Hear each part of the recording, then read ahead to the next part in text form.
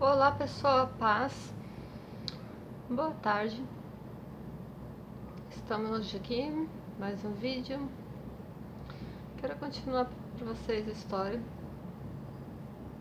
Antes de falar para vocês sobre a minha saída da Assembleia, eu vou relatar mais dois casos que aconteceram. Depois que acabaram os abusos com meu primo, porque logo ele ia conhecer a namorada dele, engravidar ela, depois casaram. Foi nessa ordem, mais ou menos.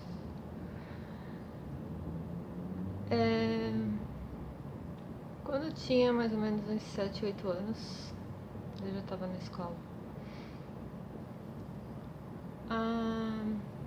A minha avó costumava visitar muito uma amiga dela que morava lá perto da casa, da nossa casa. E costumava me levar junto. Eu odiava ter que ir junto, mas era obrigada a ir, né? Criança não tem que querer.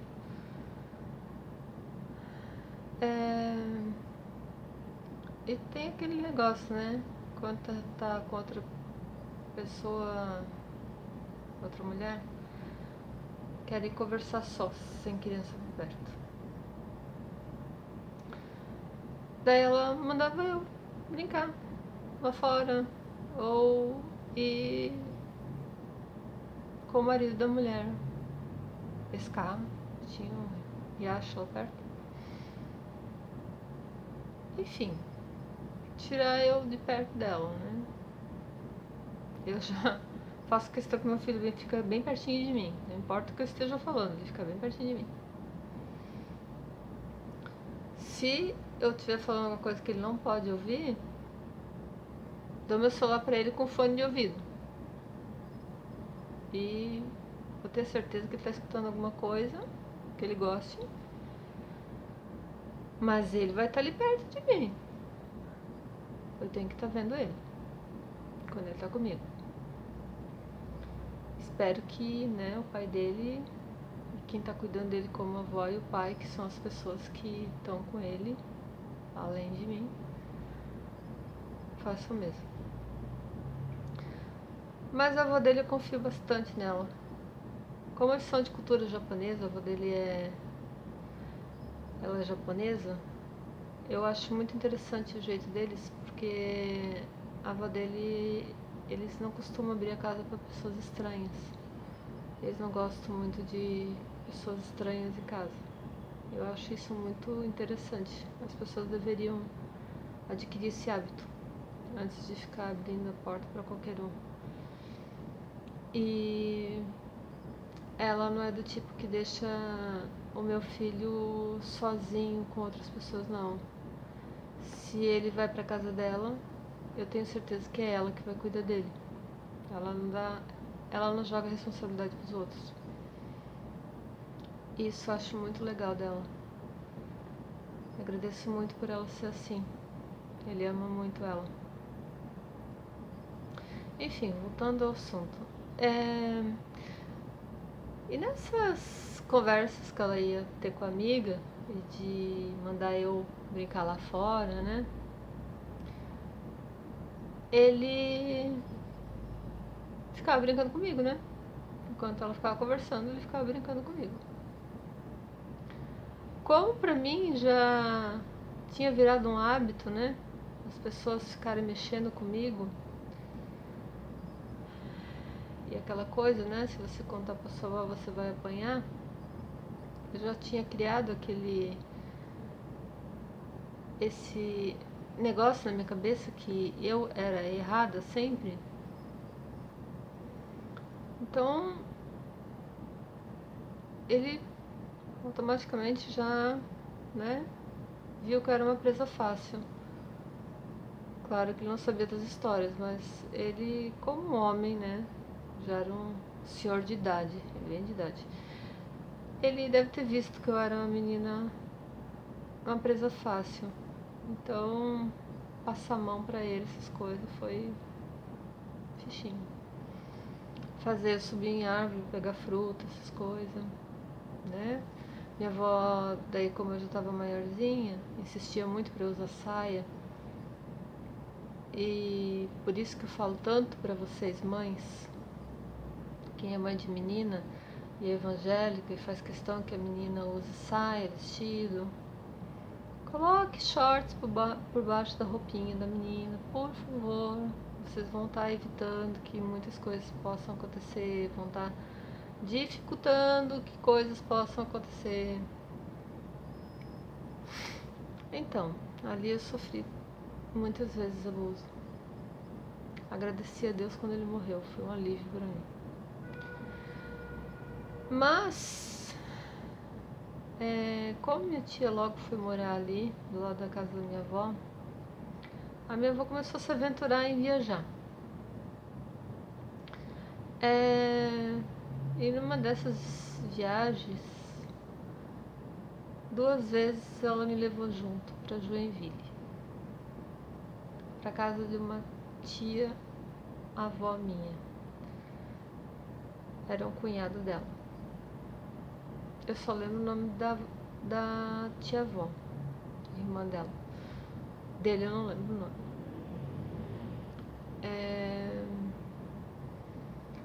Ela também ia conversar com ela e queria privacidade e me deixava na sala assistindo TV com aquele velho nojento. Então, depois do banho, era o ritual. Eu ia pra sala, ficava deitadinha lá, com o lençol por cima de mim. E ele numa poltrona. Daí esperava ela sair e ia lá ficava passando a mão em mim. Isso foi nos dias que eu fiquei na casa dessa senhora, que era minha tia-avó. E foi 2 vezes que minha avó foi pra lá. Foram as 2 vezes que minha avó foi pra lá. Durante o dia pra mim era muito legal porque eu fiz amizade com a menina da vizinha. Mas à noite pra mim não era muito legal. Mas enfim. Se vocês assistirem o vídeo desde o começo, essas pessoas foram as que abusaram de mim. Daí eu vou falar por que eu saí da Assembleia. O porquê que do meu primo foi o que mais mexeu comigo e porque me deixou com mais medo. Porque de todos eles, assim, eu não lembro do meu avô indo na igreja comigo, que era muito pequenininha mesmo, né? Esse meu primo, a gente frequentava a mesma igreja, né? Em Rio do Sul, a sede. E para quem conhece as igrejas pentecostais, que tem profecias e tem revelações, essas coisas, falam em línguas estranhas, a língua dos anjos que a gente fala, né? Sabe que quando tem essas manifestações espirituais, geralmente é para contar alguma coisa de algum membro, contar seja lá o que for, o que Deus tem para ele, ou se cometeu alguma coisa, algum adultério. Hoje eu compreendo assim que eles não falam o nome da pessoa, eles falam que a pessoa fez, a pessoa que fez sabe que é para ela, mas na minha visão de criança naquela época, eu não tinha essa noção. Eu achava que eles iam falar o nome da pessoa, né? Então, quando eu comecei a ficar maiorzinha, eu achava assim que quando tinha isso, eles iam falar aquilo na igreja, o que eu e meu primo tinha feito. Por mais que a vida dele continuou uma maravilha, né? Ele cantava em dupla lá com o moço da igreja, não vou citar o nome, eu lembro até hoje, mas eu não vou citar o nome do rapaz. Era filho de uma irmã muito querida, eu lembro da mãe dele.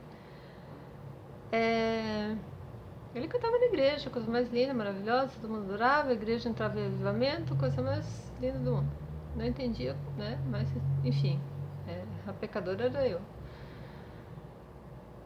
Eu tinha medo que Deus fosse falar, chamar eu lá na frente e falar o que eu tinha feito. E quando eu fiquei mocinha, aí que a minha avó meio que acelerou o negócio para fazer enxoval e não sei o que queria que eu casasse. E quando eu chegasse nos 15, 16 anos, que eu casasse na igreja, né? Que eu fosse uma moça virgem, não sei o que, não sei o que. E eu já tinha essa noção que eu não era mais virgem. Então, o que começou a acontecer na minha cabeça? Um tipo de um escape. Eu queria fugir dali. A minha intenção era fugir dali. Porque cada vez que acontecia essas manifestações na igreja de avivamento, de profecia, eu começava a passar mal. Vocês não têm noção, eu passava mal na igreja, eu passava mal. Eu começava a suar frio, meu coração acelerava, eu tinha vontade de vomitar, eu ia pro banheiro da igreja, muitas vezes eu vomitava mesmo. Eu tinha pânico. Então, assim, eu comecei a ficar meio rebelde, tá? Minhas tias vão, se ver esse vídeo, ou as minhas primas queridas, né? Ah, porque a Gisela era rebelde, porque não sei o quê. Não, eu cheguei a uma fase que eu fiquei rebelde mesmo, porque eu queria ir embora. Eu fazia as coisas porque eu queria ir embora. Eu fazia de tudo pra minha avó me mandar embora. Eu cortei o cabelo. Demorei um tempão pra ter coragem, mas quando chegou na fase assim que eu queria ser mandada embora, eu tive coragem até de cortar o cabelo. Cortei meu cabelo. Eu queria ir embora a todo custo. Meu medo de morar com a minha mãe, ele chegou a ficar pequeno perto do medo que eu tinha de ficar na igreja. Então quando eu comecei a pedir que eu queria ir embora. Até que a minha irmã foi me buscar. Isso eu tinha 13 anos. Eu fui embora em fevereiro de 94. Em abril eu fiz 14 anos. Eu fui embora. E a primeira coisa que eu fiz quando eu saí de Rio do Sul, que cheguei em Balneário, foi sair. Fui pro mundo mesmo. Eu fui embora. E fui embora da igreja. Foi um livramento para mim sair de lá. Eu vi aquilo como um livramento. Eu tô livre. Não vou mais escutar isso. Ninguém vai falar, sabe? Só que o que aconteceu? Eu cresci, fora da igreja, né? Eu cresci, todo. E tá, passei minha vida, tive namorado, né? Quando chegou nos meus 25 anos, eu conheci o pai do meu filho. Eu tava muito feliz, porque eu tinha decidido que eu não queria mais sair pra balada, essas coisas, que eu não ia mais sair. Tinha decidido que eu queria mudar. E ele não era de balada. Que eu pedi muito pra Deus assim, eu quero conhecer alguém que não seja de balada pra eu não ter a tentação de ir pra balada. E ele não era de balada. Só que assim, a minha irmã mais velha sempre invocou com meus namorados. Pra ela nada tava bom, nunca tava bom. Depois que ela entrou pra igreja, que ela virou crente, ela nunca tava contente com meus namorados. Sempre ela botava defeito. Todos tinham defeito, menos o dela. Os meus todos tinham defeito. Dela caiu perfeito do céu, sem pecado nenhum, maravilhoso. Esqueceu que ela teve que pagar um preço bem grande para ele estar na igreja. Enfim. Mas. Ok, comecei a namorar. Eu feliz da vida, apaixonada, né? O que aconteceu? Eu com 25 anos. Eu cheguei um dia no trabalho, ela trabalhava comigo. Eu era professora e ela trabalhava na cozinha. E eu tinha mania de, sempre na cozinha, já cumprimentar ela.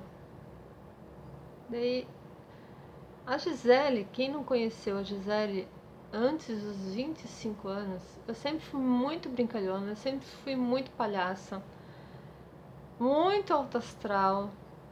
Meu, eu tinha muito pique pra tudo, assim, eu era...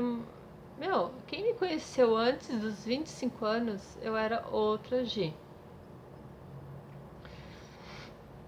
Daí eu cheguei na cozinha e a Andrea já era crente, né? Porque pra Andrea ficar crente, o marido dela teve que trair ela.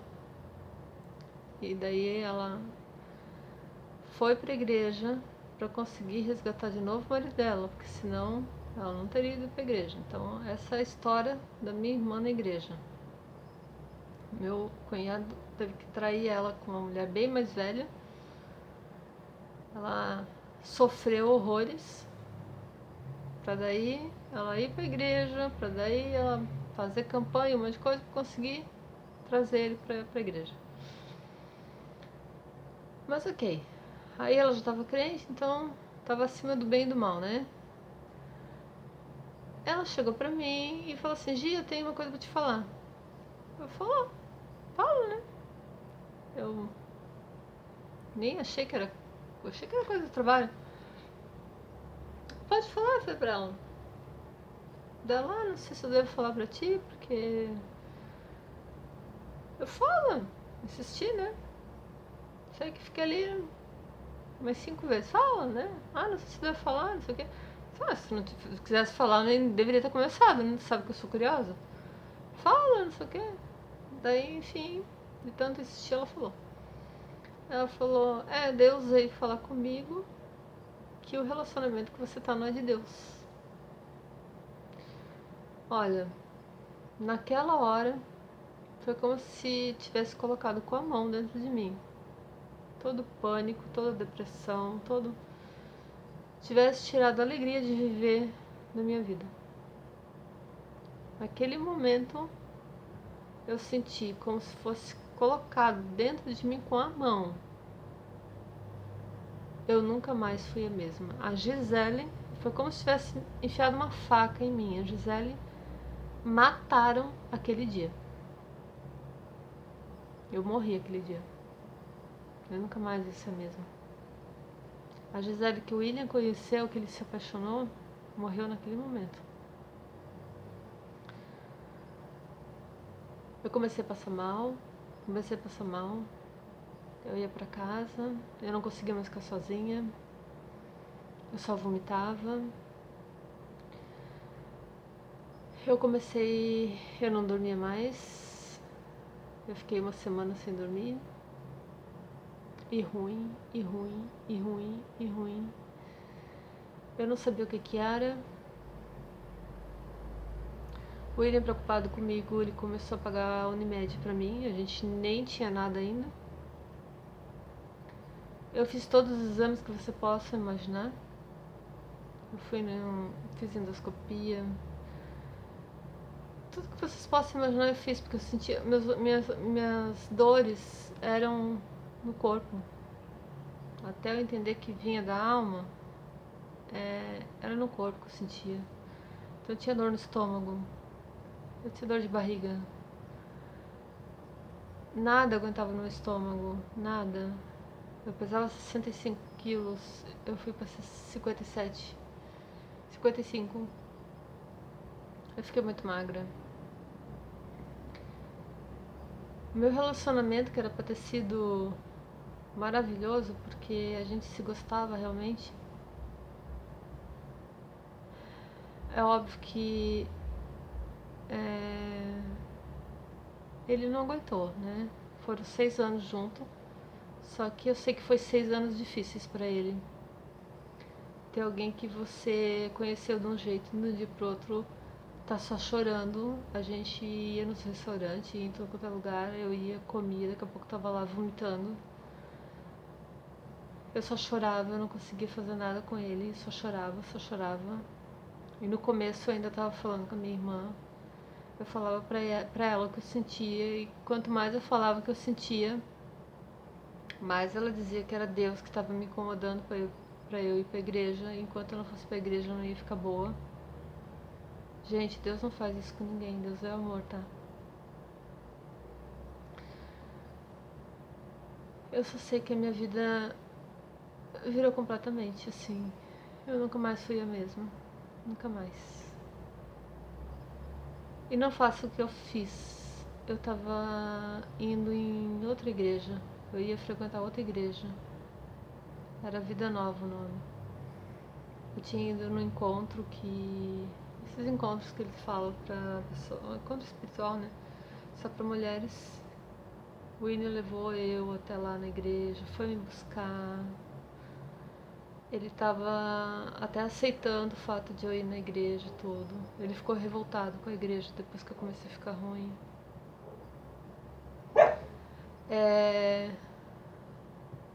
Foi bem complicado porque misturou duas doutrinas com pensamentos diferentes. Uma potencializava o diabo na minha vida. Então foi bem complicado mesmo. Eu me tornei outra pessoa, assim, sabe? Foi... Eu não desejo pra ninguém que eu passei. Eu só sei que...